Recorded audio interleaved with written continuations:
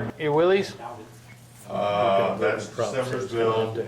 That's why it's been. That was my Some super glue on it. first He didn't bring it almost either, real did I? car kit I built as maybe 7, 8-year-old. You didn't get very far on it. No, the bloody part we've talked about this morning, or while we were waiting to come in here. I don't remember the one I first built having an option to do something with the roof. So I don't know if that's like maybe a second generation, or if it was, I just don't remember. Like I said, I don't have pictures. My dad took them, but I don't have them anymore.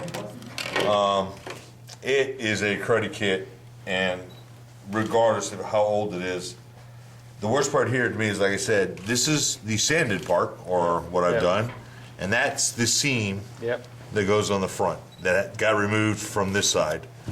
So as a kid, I've got to assume I just didn't care when I was building it. But to me, that's just ridiculous.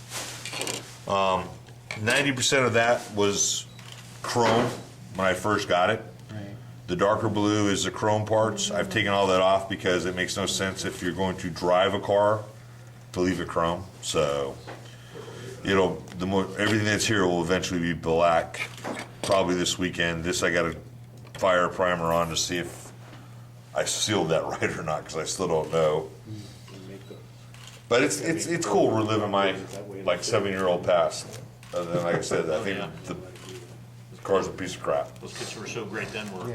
Oh, and like I said, 7 years old, I don't think. Yeah, exactly. Well, back Well, when the the guys kit that came built out, the molds in those sunroofs days were had really popular, chisels so. and scribes and. It just blew my mind. I mean, and that was just it. When I opened it up, I said, okay, this is probably 7th or 8th repop, and I looked at it and I go, no, I don't think it is. This might be one of the first or second.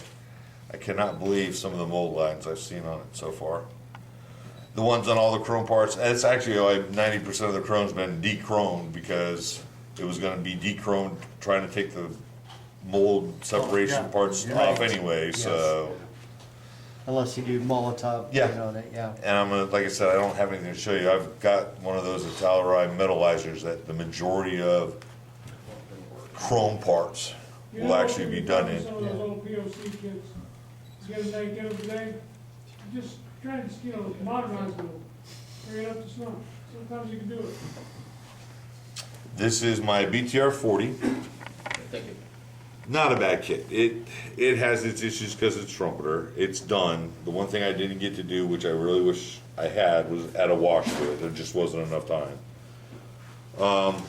If you look at pictures of Checkpoint Charlie when it happened, on the Russian side, you can see 2 or 3 different versions of that. None of them have the standard numeric marking or anything basically saying that it's Russia, so I left the decals off.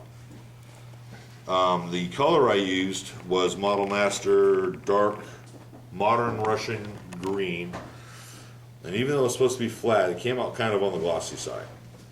So I was like, oh, well, this will work. I can do my wash, put on my decals or whatever. Like I said, I knew I was going to get time to put a wash on it, so 2 nights ago I got flat coated. And again, it wasn't that bad of a kit. Some of the fit problems were bad, but I guess I filled them good because you really can't see it, which is why my 2 RPK machine guns aren't in there that I was originally going to do, because you can't really see how bad a couple of the back corners didn't line up right. What do you use for flat coat? Model Master. Okay. Either flat can, depending on what it is, or the liquid. And Tammy's, I know it's a far way to drive, guys. She had a really good selection of Model Master paints when I was down there that last weekend. I picked up 3 cans of the liquid sprayable flat, and a couple other colors that are still carried by Model Master, but what's the place? Hobby Lobby doesn't carry it for whatever reason. A couple greens, couple browns. Military brown was one. I picked up 4 cans of that. So,